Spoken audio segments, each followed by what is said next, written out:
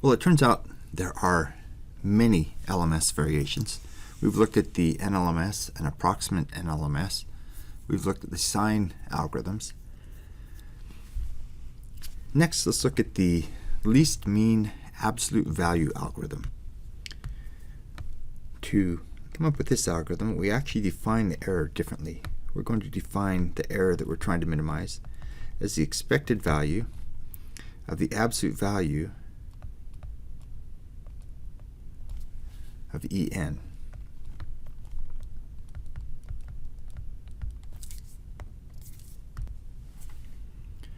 And once again, we're going to do the LMS trick, if you will, of approximating this with a single value.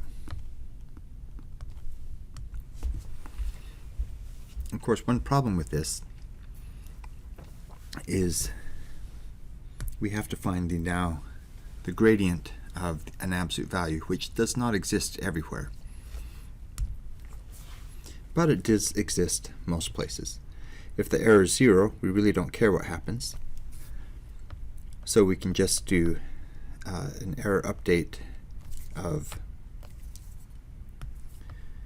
a weight update of 0. Elsewhere, we get this when when E is greater than 0, our weight update is going to be, or our gradient is going to be minus x. And when it's less than 0, it's going to be plus x. When it's equal to 0, as I say, we'll just approximate it to 0 and ignore it for right now. So here we go with our gradient. So what does this look like? Well, we've actually seen something like this before. When you work it all out, this just comes down to be the sign error algorithm.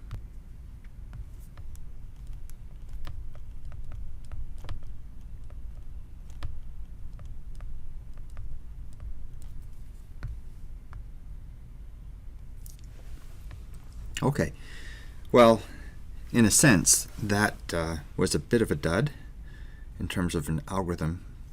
However, that's fine. It's good to know that everything kind of, what goes around comes around. There are other variations. In fact, there are literally thousands of papers on the LMS filter and various aspects and various variations.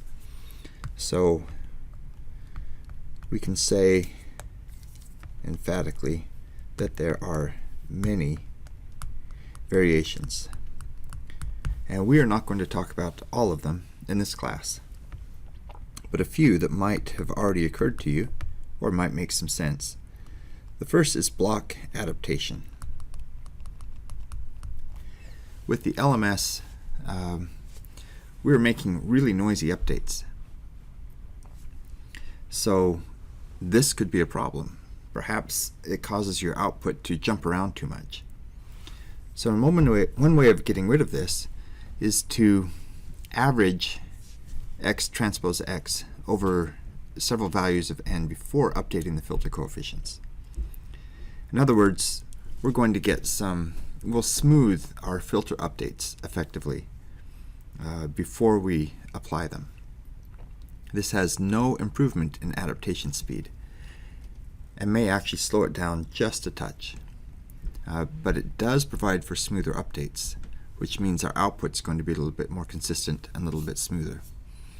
And there are variations on this, as you can imagine, such as smoothing our updates, but then not applying them every once in a while, but rather apply them continuously in small steps. Your imagination is the only limit in how you might apply such a thing.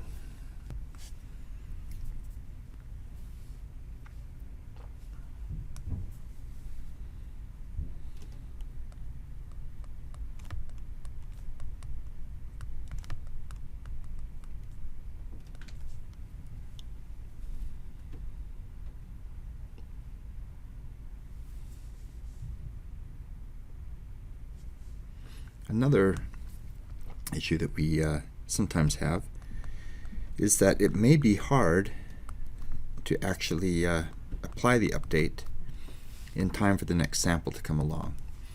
If you have some sort of a pipelined architecture, for example, applying the filter and applying the update, they cannot be done simultaneously because the filtered output is required to update the filter. And if we wanted to keep our throughput at a maximum, we would rather actually apply the filter and then update the weights while we are simultaneously applying our old filter to the next input. As a result, we come up with a delayed update. The delayed update algorithm works, and there are some interesting analyses of some of the things that happen. But for the most part, as long as the delay isn't too bad, you get similar to the LMS performance. Another variation is the partial update. This is as it sounds. We are going to update some of the weights, and then next time we'll update another set. So for example, we might update in a length 16 filter just 4 weights at a time.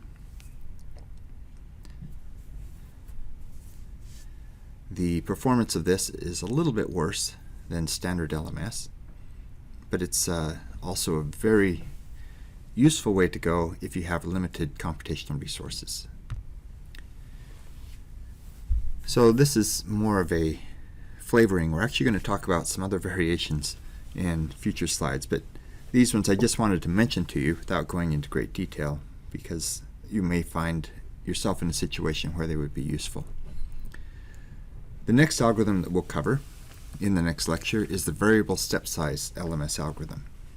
This one is extremely useful, and from my experience in consulting, it's often used in practical implementations in industry. So it gets its own lecture.